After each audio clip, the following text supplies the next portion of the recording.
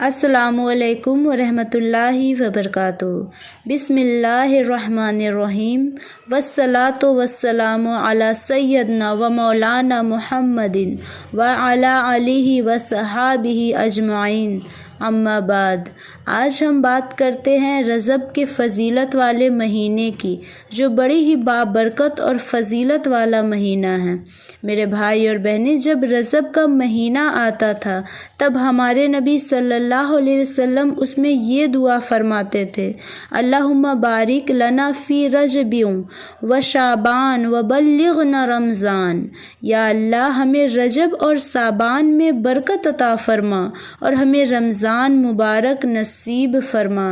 دیکھیں، شعبان ایک مہینے کا نام ہے، لیکن اسے شعبان کیوں کہتے ہیں؟ اس مہینے میں عربی لوگ جو ہوتے تھے وہ چارے پانی کی تلاش میں نکلتے تھے۔ دیکھیں، سیدنا عائشہ رضی اللہ عنہا کہتی ہے، آپ صلی اللہ علیہ وسلم رمضان کے علاوہ سب سے زیادہ کثرت سے کسی مہینے میں روزہ نہیں رکھتے تھے سوائے شعبان کے۔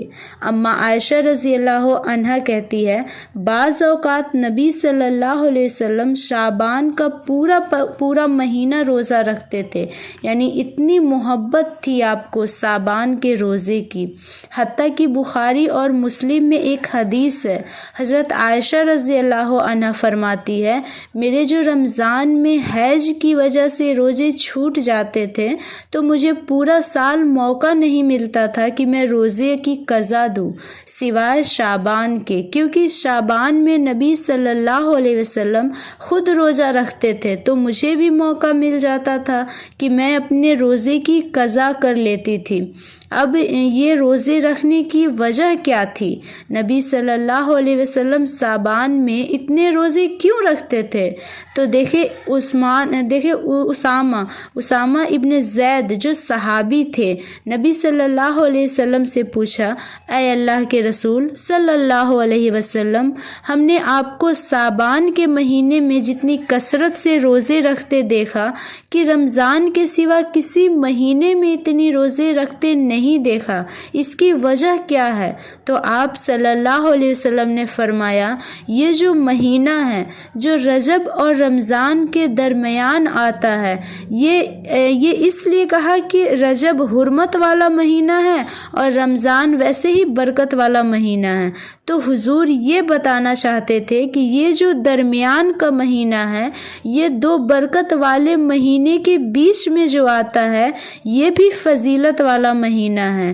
یہ مہینہ جو رجب اور رمضان کے بیچ آتا ہے، لوگوں کی اکثریت اس عظمت سے غافل ہے، جبکہ یہ ایسا مہینہ ہے جس میں نام اعمال اللہ کے حضور پیش ہوتی ہے۔ تو میری یہ خواہش ہے کہ جب میرا نام اعمال پیش ہو تو میں روزے کی حالت میں ہوں۔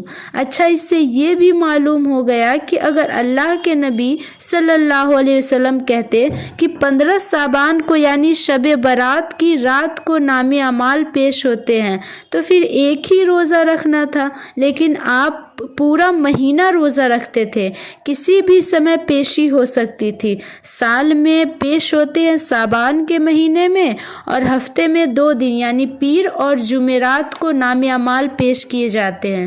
مسلم شریف میں حدیث میں ہے، آپ صلی اللہ علیہ وسلم پیر اور جمعرات کو بھی روزے رکھتے تھے اسی وجہ سے۔